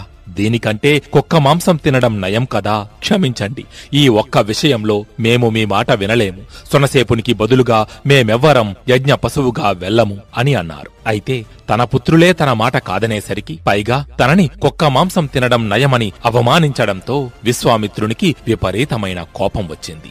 ఆవేశంతో ఊగిపోతూ తన కుమారులని కూడా చూడకుండా ఏమన్నారు? పరులకు సాయం చెయ్యడం కన్నా కుక్క మాంసం తినడం నయమా? అయితే ఆ కుక్క మాంసమే తింటూ జీవించండి. మీరు భూమి మీద ముష్టిక జాతిలో పుట్టి 1000 సంవత్సరాలు కుక్క మాంసం తింటూ జీవించెదరుగాక అంటూ శపించాడు. ఇదంతా చూసిన సునసేపునికి అంతులేని బాధ కలిగింది. తనకు సాయం చేస్తాడని విశ్వామిత్రుని దగ్గరకు వస్తే ఇప్పుడు తన వల్ల అకారణంగా ఆయన పుత్రులకు శాపం లభించింది. అది చూసి తట్టుకోలేక సునసేపుని కండ్లలో నీళ్లు తిరిగాయి. అప్పుడు విశ్వామిత్రుడు అతన్ని ఓదారిస్తూ, సునసేప, బాధపడకు. వారికి శాపం తగిలింది నీ మూలంగా కాదు, వారు చేసుకున్న పూర్వజన్మ కర్మ ఫలితంగా. కాబట్టి ఇందులో నీ తప్పేమీ లేదు. నిన్ను రక్షిస్తానని నేను నీకు మాట ఇచ్చాను. ఏది ఏమైనా అది నిలబెట్టుకొని తీరుతాను అని చెప్పి ఆ బాలకుని చేతికి ఒక రక్ష కట్టాడు.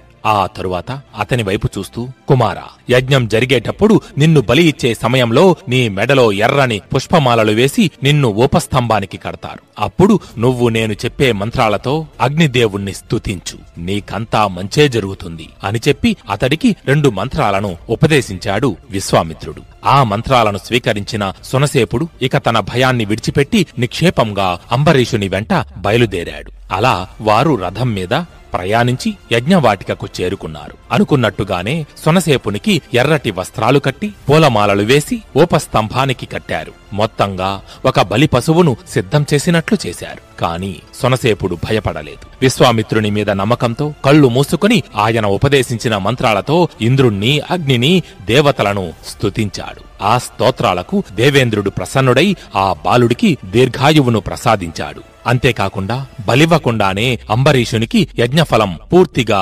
అందేటట్టుగా కూడా వరం ప్రసాదించాడు. ఆ విధంగా సునసేపుని ప్రాణాలు రక్షింపబడ్డాయి. అయితే ఈ సంఘటనంతా అయిన తరువాత విశ్వామిత్రుడు మళ్లీ తన తపస్సుని కొనసాగించాడు. అలా మరో 1000 సంవత్సరాలు తపస్సు చేశాడు. అంతటా బ్రహ్మదేవుడు ఇతర దేవతలతో కలిసి ప్రత్యక్షమై, ఓ విశ్వామిత్ర, నీవు రాజర్షి నుంచి ఋషివయ్యావు అని అన్నాడు. అలా ఆశీర్వదించి తిరిగి తన బ్రహ్మలోకం వెళ్లిపోయాడు. అయితే ఆ ఋషి అనే పిలుపు కూడా విశ్వామిత్రునికి అంత సంతోషాన్ని కలిగించలేదు. వశిష్ఠునిలా తాను కూడా బ్రహ్మర్షి కావాలనేది ఆయన కోరిక. ఆ లక్ష్యం కోసమే మరలా తపస్సు చేయడం మొదలుపెట్టాడు. అలా కొన్ని సంవత్సరాలు గడిచాయి. ఒకరోజు మేనక అనే అప్సరస విశ్వామిత్రుడు తపస్సు చేస్తున్న ఆశ్రమానికి దగ్గరలో ఉన్న కొలనులో స్నానం చేస్తూ ఉంది. ఆ మేనకను చూశాడు విశ్వామిత్రుడు. ఆమె అందచందాలను చూసి మోహితుడై ఆమె దగ్గరకు వెళ్లి, ఓ సౌందర్యవతి, నీకు నా ఆశ్రమానికి స్వాగతం. నిన్ను చూడగానే నా మనసు లయ తప్పింది. మన్మథ బాధకు తట్టుకోలేకున్నాను, నన్ను కరుణించు అంటూ వేడుకున్నాడు. విశ్వామిత్రుని కోరికను మన్నించింది మేనక.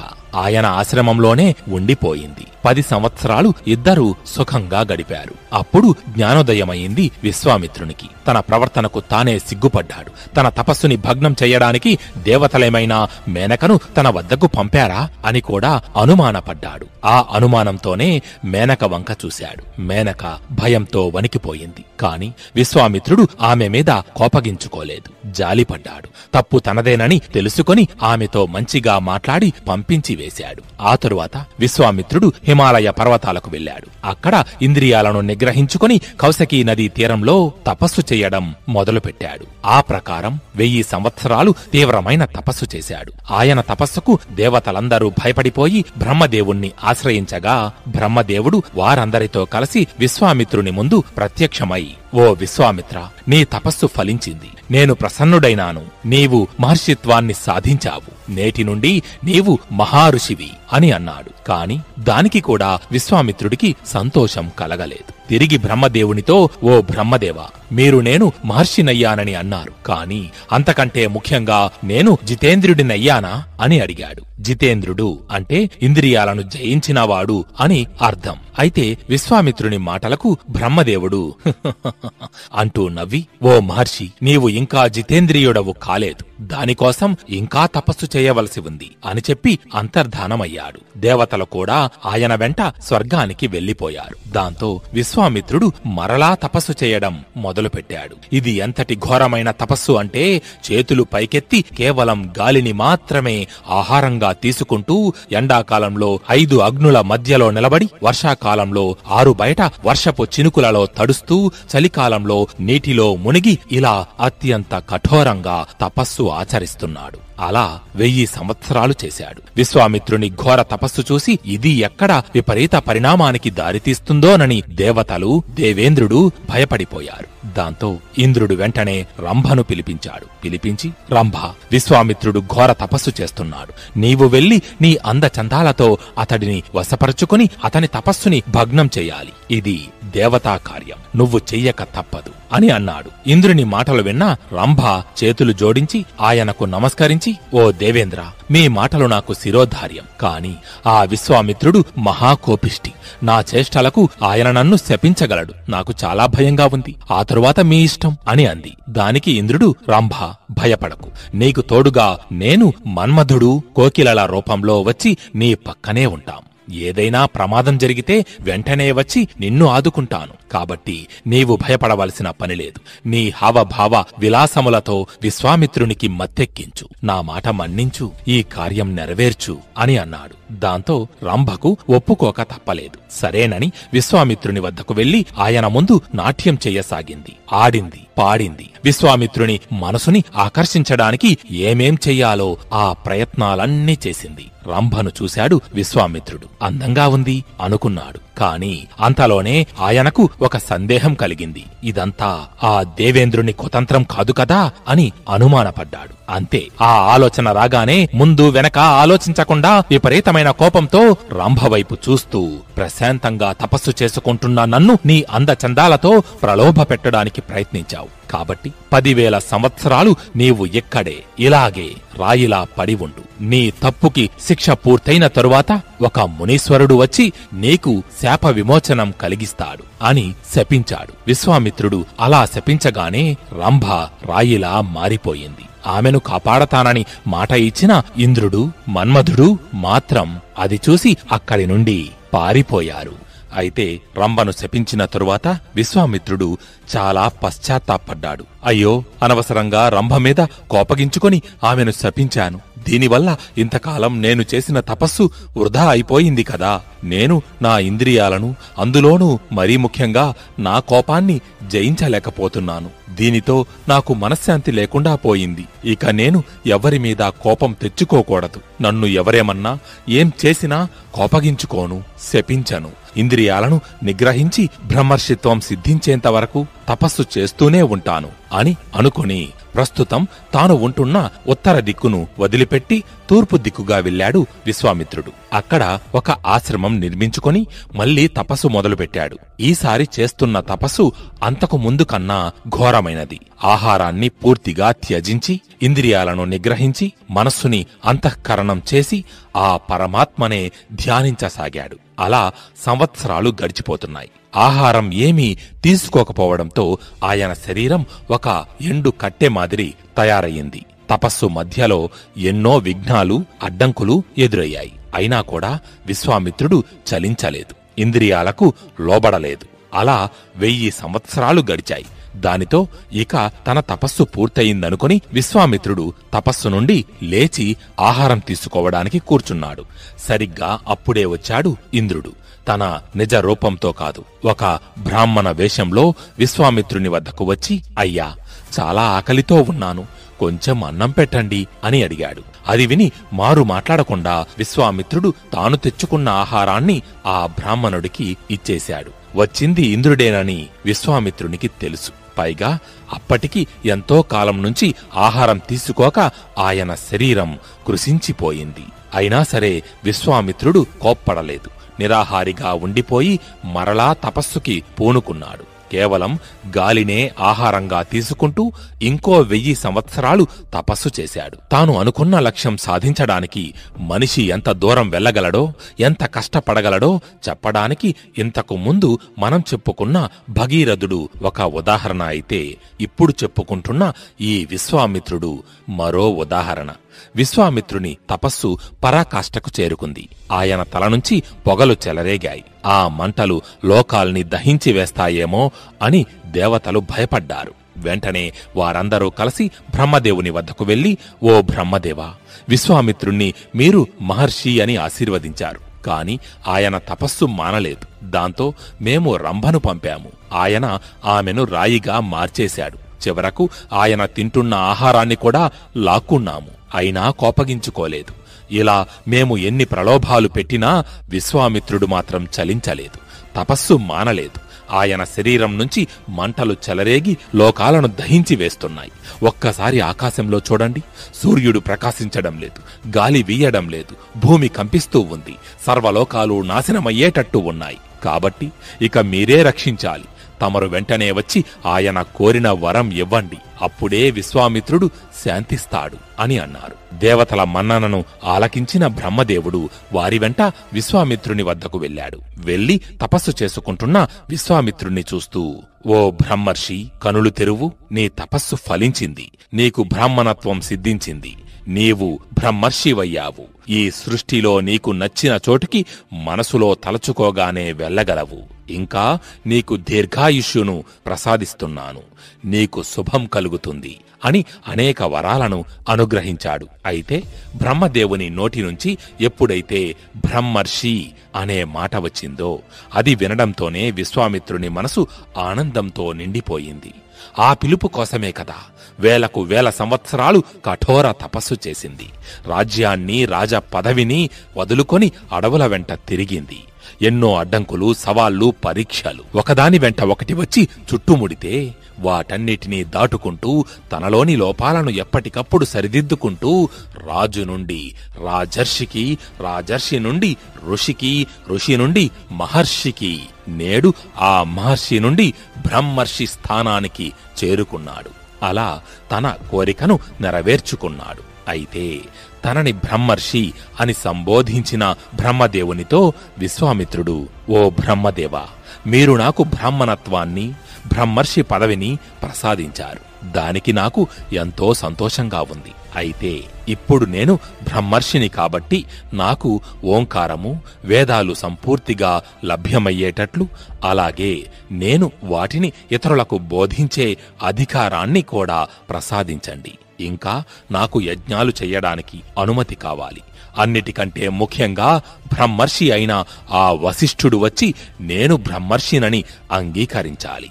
ఈ వరాలను కూడా నాకు అనుగ్రహించండి అని కోరాడు. దానికి బ్రహ్మదేవుడు తథాస్తు అంటూ ఆశీర్వదించాడు. ఆ తరువాత దేవతలందరూ కలిసి వశిష్ఠుని దగ్గరకు వెళ్లి, ఓ వశిష్ఠ మహర్షి, విశ్వామిత్రుడు చేసిన ఘోర తపస్సుకు మెచ్చి బ్రహ్మదేవుడు ఆయనను బ్రహ్మర్షి అని ఆశీర్వదించాడు. మీరు కూడా వచ్చి విశ్వామిత్రుణ్ణి బ్రహ్మర్షి అని ఒప్పుకోండి అని ప్రార్థించారు. దానికి వశిష్ఠుడు సరేనని వారి వెంట విశ్వామిత్రుని వద్దకు వెళ్ళాడు. వెళ్లి, ఓ విశ్వామిత్ర, నీవు బ్రహ్మర్షివి, అది నేను అంగీకరిస్తున్నాను అని అన్నాడు. ఆ వెంటనే పక్కనే ఉన్న దేవతలు, ఓ ఋషీశ్వర, మీరు బ్రహ్మర్షి అని వశిష్ఠునితో సహా అందరూ అంగీకరించారు. మీరు కోరిన వరాలు అన్నీ మీకు దక్కాయి. ఇక మేము వెళ్తాము అని విశ్వామిత్రునితో చెప్పి దేవతలు స్వర్గానికి వెళ్లిపోయారు. వారు వెళ్లిన తరువాత విశ్వామిత్రుడు లేచి వశిష్ఠుణ్ణి సాదరంగా ఆహ్వానించాడు. ఆర్ఘ్యము, పాద్యము ఇచ్చి అతడిని సత్కరించాడు. వశిష్ఠునిపై ఇంతకు ముందు ఉన్న కోపం, ద్వేషం, పగ, ప్రతీకారాలు ఇప్పుడు విశ్వామిత్రుని మనసులో లేవు. రాజా అహంకారంతో మొదలైన శత్రుత్వం బ్రహ్మజ్ఞానంతో అంతమైపోయింది.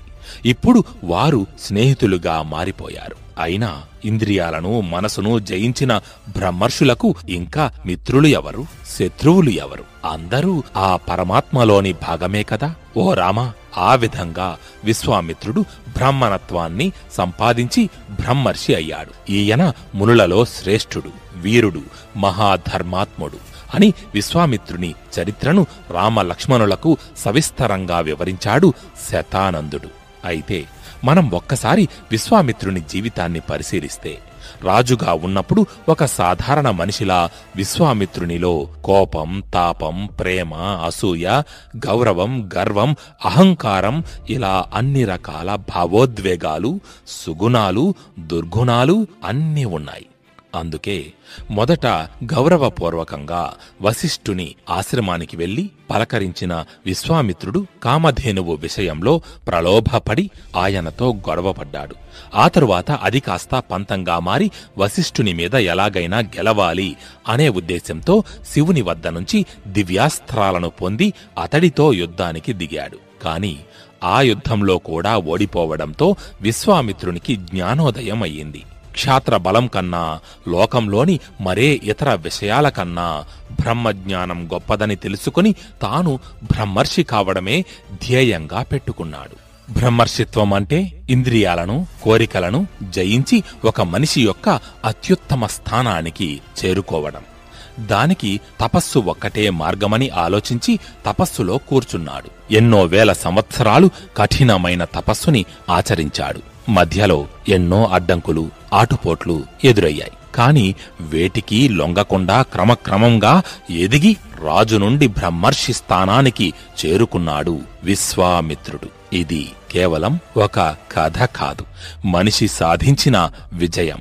తాను చేస్తున్న పనిలో విఫలమై వెనకడుగు వేద్దామనుకున్న ప్రతి ఒక్కరూ తెలుసుకోవాల్సిన గాథ ఈ విశ్వామిత్రుని చరిత్ర. అయితే శతానందుడు రామలక్ష్మణులతో చెప్పిన విశ్వామిత్రుని కథను జనక మహారాజు కూడా విన్నాడు. విని అత్యంత ఆనందంతో ఆ మహర్షికి చేతులు జోడించి నమస్కరించి, ఓ విశ్వామిత్ర మహర్షి, ధన్యోస్మి ధన్యోస్మి. మీరు రామలక్ష్మణులతో సహా మా నగరానికి వచ్చి మమ్మల్ని అనుగ్రహించడం నిజంగా మాకు మహదానందాన్ని కలిగిస్తోంది. తమరి దర్శన భాగ్యంతో నా జన్మ పావనమైనది.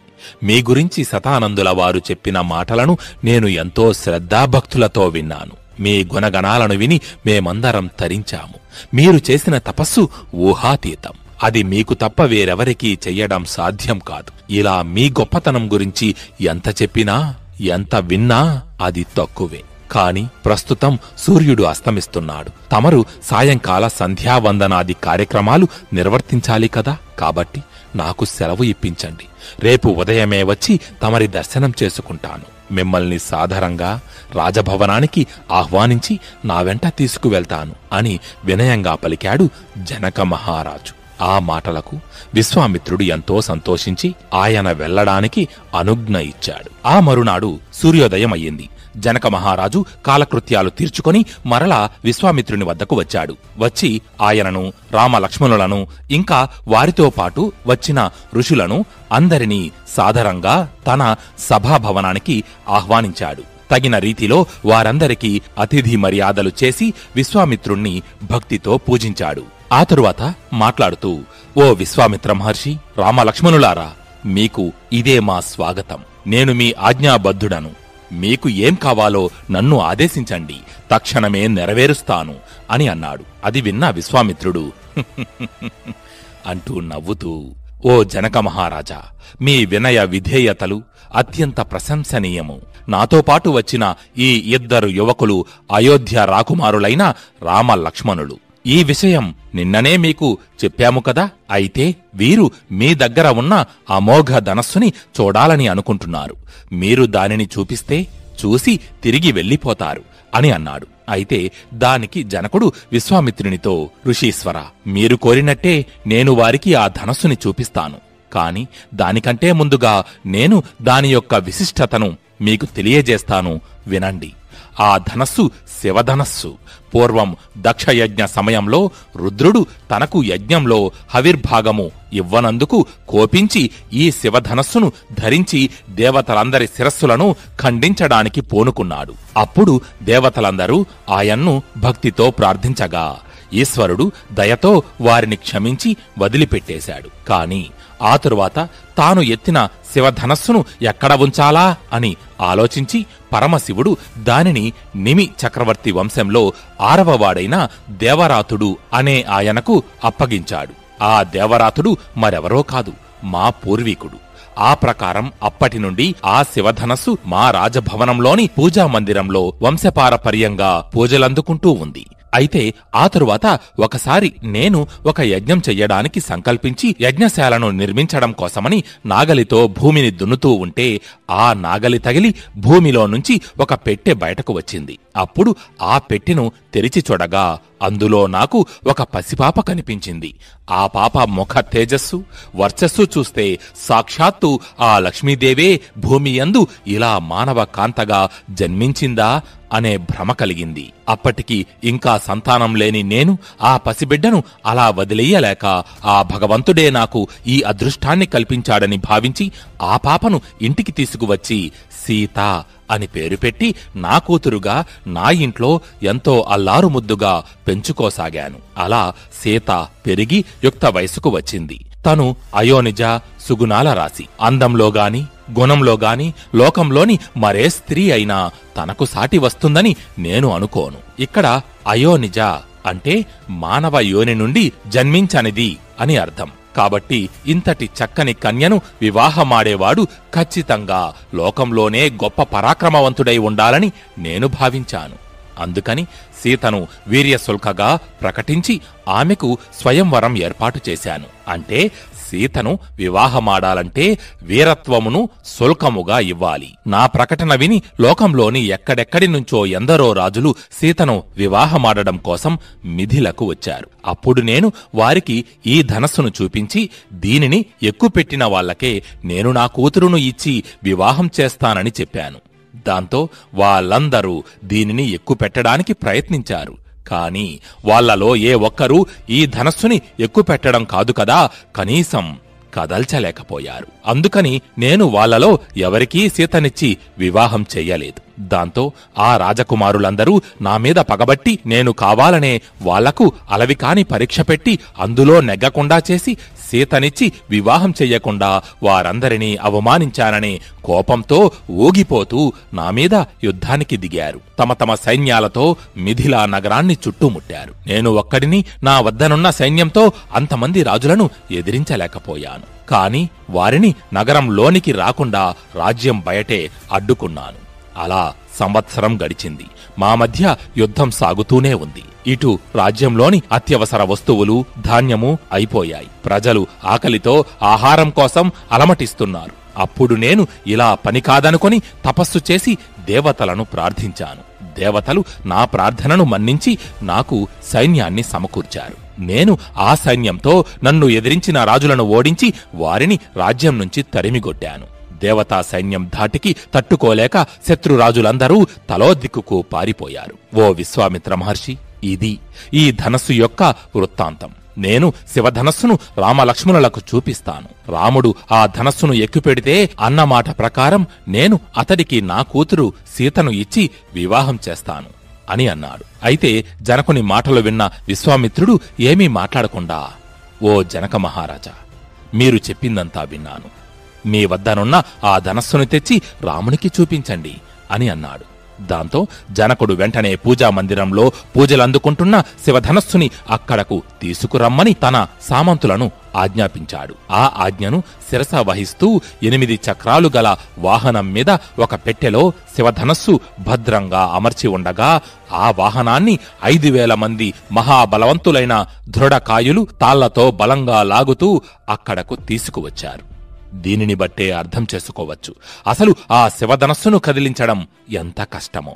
అయితే అప్పుడు జనకుడు అలా తీసుకువచ్చిన ఆ దివ్య ధనస్సును విశ్వామిత్రునికి రామలక్ష్మణులకు చూపిస్తూ, విశ్వామిత్ర మహర్షి, ఇదే శివధనస్సు. వంశపారపర్యంగా మాకు వచ్చినది. దీనిని ఎంతోమంది రాజులు రాజకుమారులు ఎక్కుపెట్టబోయి విఫలమయ్యారు. రాజులే కాదు, దేవతలు గంధర్వులు అసురులు కూడా ఈ ధనస్సుని ఎక్కుపెట్టలేకపోయారు. కాబట్టి అటువంటి ధనస్సుని ఎత్తడం గాని ఎక్కుపెట్టడం గాని మానవ మాతృనికి సాధ్యమా అని అన్నాడు. అంటే ఇక రాముడు కూడా దానిని ఎక్కుపెట్టలేడు అనే ఉద్దేశానికి వచ్చేస్తూ. అయితే జనకుని మాటలు విన్న విశ్వామిత్రుడు రాముని వంక చూశాడు. చూసి, రామా, ఒకసారి వచ్చి ఈ ధనస్సుని చూడు అని మాత్రమే అన్నాడు. దానిని ఎక్కుపెడతావా అని గాని లేదా ఎక్కుపెట్టు అని గాని అడగలేదు, చెప్పనూ లేదు. ఎందుకంటే ఆ నిర్ణయాన్ని రామునికే వదిలేశాడు. అయితే విశ్వామిత్రుడు చెప్పింది విన్న రాముడు, అలాగే మహాత్మా, నేను ఆ ధనస్సు ఉన్న పేటికను తెరచి అందులోని ఆ ధనస్సును చూస్తాను, తాకుతాను. నాకు శక్తి ఉంటే దానిని ఎత్తడానికి ఎక్కుపెట్టడానికి ప్రయత్నిస్తాను అని అన్నాడు. ఇక్కడ రాముని మాటలలో ఆ ధనస్సుని నేను ఖచ్చితంగా ఎక్కుపెడతాను అనే అహంకారంగాని లేదా నాకు మాత్రమే సాధ్యమయ్యే పని అనే గర్వంగాని లేవు. కేవలం మనసులో ఆత్మవిశ్వాసం, మాటలలో వినయం మాత్రమే కదలాడుతున్నాయి. రాముని మాటలకు విశ్వామిత్రుడు అంగీకార సూచకంగా తల ఊపాడు. దాంతో ఇక ఏమాత్రం ఆలస్యం చెయ్యకుండా రాముడు ఆ ధనస్సు ఉన్న వాహనం దగ్గరకు వెళ్లి దానిమీద ఉన్న పేటికను తెరిచి చూశాడు. అందులో తలతలా మెరుస్తూ కనిపించింది శివధనస్సు. రాముడు ఒకసారి దానిని తాకి భక్తితో నమస్కరించాడు. అప్పుడు అక్కడ ఉన్న వాళ్ళందరి కళ్ళలో ఒక్కటే సందేహం. ఇప్పుడు ఏం జరుగుతుంది? రాముడు ఈ ధనస్సుని ఎక్కుపెడతాడా? ఇందరి రాజుల వల్ల కానిది, దేవతలకు, దానవులకు, గంధర్వులకు సైతం సాధ్యం కానిది ఈ మానవుని వల్ల అవుతుందా అని ఎంతో ఆతృతగా చూస్తున్నారు. కాని వారందరి ఆలోచనలను తారుమారు చేస్తూ అతి సునాయాసంగా, అసలు ఏమాత్రం కష్టపడకుండా ఆ శివధనస్సుని ఎత్తి పట్టుకున్నాడు రాముడు, శ్రీరాముడు. అది చూసి అక్కడ ఉన్న వాళ్ళందరూ ఆశ్చర్యపోయారు. ఆ తరువాత రాముడు దానికి వింటినారిని బిగించి ఆ తీగను తన చెవి వరకు లాగగా ఆ ధనస్సు వంగి పెల్లు పెల్లుమని గట్టిగా శబ్దం చేస్తూ రెండుగా విరిగిపోయింది. ఏదో పిడుగుపడినట్టుగా ఉద్భవించిన ఆ శబ్దానికి భూమి దద్దరిల్లింది. అక్కడ ఉన్న వాళ్ళందరూ మూర్ఛపోయి పడిపోయారు. కాని ఇదంతా తనకు ముందే తెలుసు అన్నట్టుగా అంటూ చిరునవ్వు నవ్వుతూ చూస్తున్నాడు విశ్వామిత్రుడు. ఇక జనకుని విషయమైతే చెప్పనవసరం లేదు. ఒక పక్క ఆశ్చర్యం, మరొక పక్క ఆనందం అతడిని ఉక్కిరి బిక్కిరి చేయగా ఏదో అద్భుతాన్ని చూస్తున్నట్టు రాముణ్ణి అలా చూస్తూ ఉన్నాడు. తను చూసిన వారిలో ఇంతవరకు ఒక్కరు కూడా అసలు ఆ ధనస్సుని కదల్చను కూడా కదల్చలేకపోయారు. కాని ఇప్పుడు రాముడు కేవలం దానిని కదల్చడం మాత్రమే కాదు, ఆ ధనస్సును ఎత్తి ఎక్కుపెట్టి ఏకంగా రెండుగా విరిచేశాడు.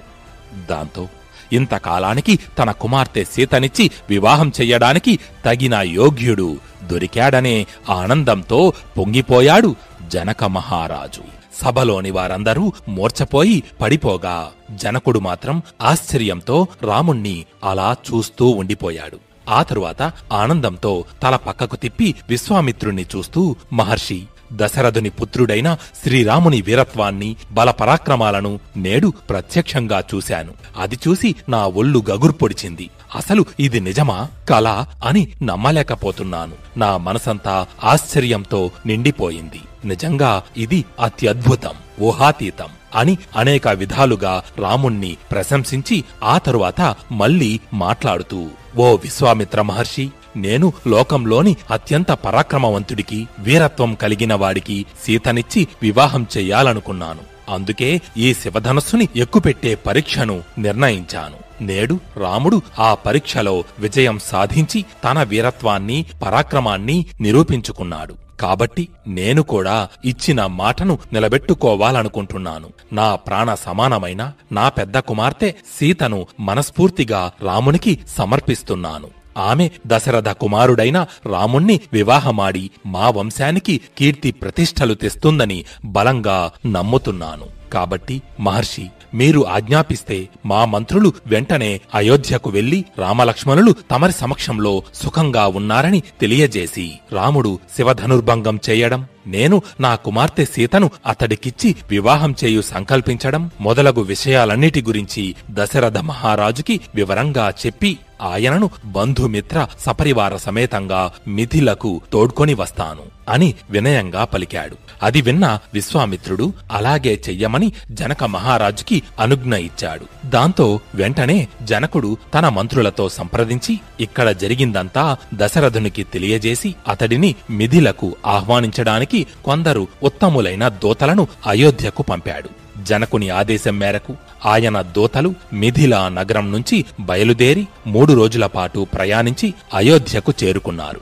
అలా అయోధ్యకు వెళ్లి దశరథుని రాజభవనం ముందు నిలుచుని అక్కడ కాపలా కాస్తున్న ద్వారపాలకులతో, అయ్యా, మిథిలా నగరం నుంచి జనక మహారాజు దూతలు వచ్చారు అని దశరథ మహారాజు వారికి మనవి చేయండి అని చెప్పారు. అది విన్న ద్వారపాలకులు వెంటనే వెళ్లి ఆ విషయాన్ని దశరథునికి తెలియజేశారు. ఆ వర్తమానం అందుకున్న దశరథుడు వారిని లోపలికి పంపించమని చెప్పాడు. అప్పుడు సభలోకి ప్రవేశించిన జనక మహారాజు దూతలు అక్కడ సింహాసనం మీద కూర్చున్న జ్ఞానవృద్ధుడు, వయోవృద్ధుడు అయిన దశరథ మహారాజుని చూసి వినయంగా నమస్కరించి, ఓ దశరథ మహారాజా, తమరికి జయం కలుగుగాక. మేము మిథిలాధిపతి అయిన జనక మహారాజు వద్ద నుంచి దూతలుగా వచ్చాము. జనక మహారాజు తమరి మంత్రి, సామంత, పురోహితుల యొక్క యోగక్షేమ సమాచారాలు విచారించమన్నారు. తమరి కుశలం కనుక్కోమని చెప్పారు. మీ కుమారులు రాముడు, లక్ష్మణులు విశ్వామిత్రుని సమక్షంలో క్షేమంగా ఉన్నారని తమకు తెలియజేయమన్నారు. వారందరూ అక్కడ మిథిలలో జనకుని యొక్క అతిథి సత్కారాలు అందుకుంటున్నారు. అలాగే జనక మహారాజు విశ్వామిత్రుని అనుమతితో ఆయన యొక్క మాటలను తమరితో ఈ విధంగా చెప్పమన్నారు. అయోధ్యాధిపతి, నేను నా కుమార్తె సీతను గొప్ప పరాక్రమం కలిగిన వాడికే ఇచ్చి పెండ్లి చేస్తానని ప్రతిజ్ఞ చేసిన విషయం మీకు తెలుసు. కాని నా కుమార్తెను వరించి వచ్చిన వీరులందరూ నాచే పరాజితులై పారిపోయారు. కాని వీర్యశుల్క అయిన నా కుమార్తె సీతను విశ్వామిత్ర మహర్షి వెంట మిథిలకు వచ్చిన తమరి కుమారుడు రాముడు తన వీరత్వంతో గెలుచుకున్నాడు. తరతరాలుగా మా ఇంటిలో పూజలందుకుంటున్న శివధనస్సుని రాముడు అవలేలగా ఎక్కుపెట్టి మధ్యకు విరిచి లోకానికి తన పరాక్రమాన్ని చాటాడు. కాబట్టి వీర్యశుల్క అయిన నా కుమార్తె సీతను నా ప్రతిజ్ఞ ప్రకారం తమరి కుమారుడు రామునికిచ్చి వివాహం చెయ్యడానికి నాకు అనుజ్ఞ ఇవ్వవలసిందిగా ప్రార్థిస్తున్నాను. తమరు బంధుమిత్ర పురోహిత సహితంగా మిథిలకు విచ్చేయవలసిందిగా కోరుచున్నాను. మీరు మిథిలకు వచ్చి శ్రీరాముని వివాహ మహోత్సవమును అత్యంత వైభవంగా జరిపించాలన్నది నా ప్రార్థన అని జనక మహారాజు, విశ్వామిత్రుడు ఇంకా పురోహితుడైన శతానందుని అనుమతి పొంది తమతో పైన చెప్పిన విధంగా చెప్పమన్నారు అని ఆ దూతలు జనక మహారాజు యొక్క సందేశాన్ని సవినయంగా దశరథునికి తెలియజేశారు. అయితే వారి మాటలన్నీ విన్న దశరథుడు తన కుమారునికి వివాహమని తెలిసి ఎంతో సంతోషించాడు. వెంటనే వశిష్ఠుణ్ణి, తన పురోహితులను పిలిపించి వారితో, రాముడు, లక్ష్మణుడు విశ్వామిత్రునితో కలిసి విదేహ రాజ్యంలో ఉన్నారని వర్తమానం వచ్చింది. మన రాముని బల పరాక్రమాలు చూసి విదేహ మహారాజు జనకుడు తన కుమార్తె సీతను మన రాముడికి ఇచ్చి వివాహం చెయ్యాలనుకుంటున్నాడట. కాబట్టి ముందు మీరు జనకుని గురించి వివరాలు సేకరించండి. ఆయనతో సంబంధం మీ అందరికీ ఇష్టమే అయితే, జనకుని ఆచార వ్యవహారాలు మీకు నచ్చితే మనం విదేహ రాజ్యానికి బయలుదేరి వెళ్దాం అని అన్నాడు. అయితే అది విని దశరథుని ఆస్థానంలో ఉన్న పురోహితులు, ఋషులు తమలో తాము తర్కించుకొని చివరకు అందరూ కలిసి ఏకకంఠంతో జనకునితో సంబంధం మాకు ఇష్టమే అని చెప్పారు. దానికి దశరథుడు ఎంతో సంతోషించి, అయితే రేపే విదేహకు మన ప్రయాణం సాగిద్దాం, తగిన ఏర్పాట్లు చూడండి అని చెప్పి అంతటితో సభ చాలించాడు దశరథ మహారాజు. జనకుని దూతలు ఆ రాత్రికి అక్కడే అయోధ్యలో అతిథులుగా విశ్రమించారు. అలా ఆ రాత్రి గడిచి మరుసటి రోజు తెల్లవారింది. దశరథుడు తెల్లవారుజామునే నిద్రలేచి కాలకృత్యాలు తీర్చుకొని సంధ్యావందనాది కార్యక్రమాలు నిర్వర్తించుకొని తన మంత్రి సుమంతుణ్ణి పిలిపించి, సుమంత, రాముని వివాహానికి మనం మిథిలకు వెళ్తున్నాము. ముందుగా ధనరాశులు, రత్నాలు, ఆభరణాలు పట్టుకుని కొంతమంది వెళ్ళాలి. ఆ తరువాత మా వెంట చతురంగ బలగాలు బయలుదేరాలి. మన పురోహితులైన వశిష్ఠుడు, వామదేవుడు, మహారుషులైనటువంటి జాబాలి, కశ్యపుడు, మార్కండేయుడు, కాత్యాయనుడు కూడా వస్తున్నారు. వారి ప్రయాణానికి తగిన ఏర్పాట్లు చెయ్యండి, ఆలస్యం చెయ్యవద్దు అంటూ ఆదేశాలు జారీ చేశాడు. అది విన్న సుమంతుడు దశరథుని ఆదేశానుసారం ఆయన ప్రయాణానికి తగిన ఏర్పాట్లు చేశాడు. అలా అనుకున్నట్టుగానే దశరథుడు తన బంధుమిత్ర పరివారంతో సహా ప్రయాణం మొదలుపెట్టి 4 రోజులకు మిథిలా నగరం చేరుకున్నాడు. జనకుడు తన రాజ్యానికి వచ్చిన వారందరినీ తగిన మర్యాదలతో ఆహ్వానించాడు. అతిథి సత్కారాలు, విడిది ఏర్పాట్లు చేశాడు. అప్పుడు దశరథ మహారాజుని కలుసుకున్న జనకుడు ఆయనతో ఇలా అన్నాడు: ఓ దశరథ మహారాజా, తమరికి మిథిలాధిపతి అయిన ఈ జనకుడు స్వాగతం పలుకుతున్నాడు. మీ రాకతో మా మిథిలా నగరం పావనమైనది. తమరి కుమారుల పరాక్రమం అసామాన్యమైనది, అద్వితీయమైనది. మా భాగ్యం కొద్దీ వశిష్ఠ మహర్షి మీతో మా రాజ్యానికి విచ్చేశారు. ఇదంతా నాకు ఎంతో ఆనందాన్ని కలిగిస్తుంది. అయోధ్యాధిపతి, రఘువంశ రాజులతో వియ్యమొందడం నిజంగా మా అదృష్టం. ప్రస్తుతం నేను చేస్తున్న యజ్ఞం రేపటితో పూర్తవుతుంది. అది అయ్యాక వివాహ మహోత్సవ కార్యక్రమం జరిపించడానికి అనుమతినివ్వండి అని అన్నాడు జనకుడు. అయితే దానికి దశరథుడు, ఓ జనక మహారాజా, తమరు కన్యాదాతలు. మీరు కన్యాదానం చేస్తేనే కదా ఆడపిల్ల మా ఇంటిలో అడుగుపెట్టేది. కాబట్టి కన్యాదాన ముహూర్త నిర్ణయం మీదే. మీరు ఎలా చెబితే అలాగే చేస్తాము అని అన్నాడు. ఆ మాటలకు జనకుడు చాలా సంతోషించాడు. ఇంతలో రాముడు, లక్ష్మణుడు వచ్చి తమ తండ్రి దశరథుని పాదాలకు నమస్కరించారు. చాలా కాలం తరువాత కొడుకులను చూడడంతో దశరథుని ఆనందానికి అవధులు లేవు. ప్రేమగా వారి తలనిమిరి ఆశీర్వదించాడు. ఆ తరువాత వారి వెనుక ఉన్న విశ్వామిత్రునికి వినయంతో నమస్కరించాడు. అలా దశరథుడు, ఆయన బంధుమిత్రులు, ఇంకా ఆయనతో పాటు వచ్చిన పురోహితులు, ఋషులు, పరివారము అందరూ ఆ రాత్రికి మిథిలా నగరంలోనే సుఖంగా గడిపారు. ఆ మరునాడు ఉదయం జనకుడు అగ్నికార్యము, యజ్ఞము పూర్తి చేశాడు. ఆ తరువాత తన పురోహితుడైన శతానందుణ్ణి చూస్తూ, శతానంద మహర్షి, మా తమ్ముడు కుశధ్వజుణ్ణి, అతడి కుటుంబాన్ని ఈ వివాహానికి తీసుకురావడానికి తగిన ఏర్పాట్లు చేయండి అని చెప్పాడు. అది విన్న శతానందుడు వెంటనే జనకుని సోదరుడు కుశధ్వజుని తీసుకురావడానికి ఆయన రాజ్యమైన సాంకాస్య నగరానికి దూతలను పంపాడు. వారు వాయువేగ మనోవేగాలతో సాంకాస్య నగరం చేరుకొని జనక మహారాజు యొక్క సందేశాన్ని ఆయన సోదరునికి వినిపించారు. అంతేకాకుండా ఆయనను కుటుంబంతో సహా మిథిలకు రమ్మని ఆహ్వానించారు. ఆ వార్త అందుకున్న కుశధ్వజుడు వెంటనే అన్నగారి ఆజ్ఞ మేరకు బంధుమిత్ర పరివారంతో మిథిలకు వచ్చాడు. వచ్చి జనకునికి అభివాదం చేసి పక్కనే ఉన్న శతానందుడికి నమస్కరించాడు. ఆ తరువాత అన్నదమ్ములు ఇద్దరూ కలిసి ఆలోచించుకొని తమ మంత్రులలో శ్రేష్ఠుడైన సుదాముని దశరథ మహారాజుని విడిది నుండి బంధుమిత్రులతో సహా తీసుకురమ్మని పంపారు. సుదాముడు వారు చెప్పినట్టుగానే దశరథుడు విడిది చేసి ఉన్న చోటికి వెళ్లి, దశరథ మహారాజా, తమరికి శుభం కలుగుగాక.